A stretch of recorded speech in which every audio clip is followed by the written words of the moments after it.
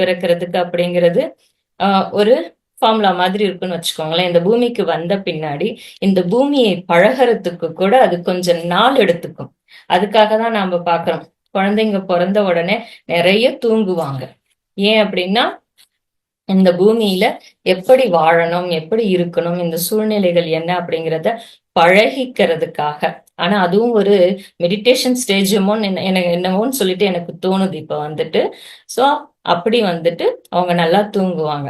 அந்த நேரத்துல நம்ம சொல்லுவோம், குழந்தை சிரிச்சாலும் அழுதாலும் சாமி பேசிட்டு இருக்கு அப்படின்னு சொல்லிட்டு நம்ம சொல்றது உண்டு.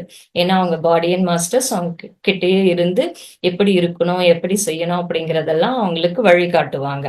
அதனாலதான் நாம குழந்தைங்களுக்கு எல்லாமே தெரிஞ்சிருந்தா கூட இங்க வந்ததுக்கு அப்புறமா இதை நாம அதுக்கு மெதுவா பழக்கப்படுத்தணும். நாம கூட அதுக்கு உதவி செய்யணும், எப்படி இருக்கணும் அப்படின்னு சொல்லிட்டு நாம மெதுவா அதுக்கு பழக்கப்படுத்தணும் அப்படின்னு சொல்றாங்க. கத்து கொடுத்து அதுக்கு ஹெல்பிங்க உறுதுணையா நாம இருக்கணும்.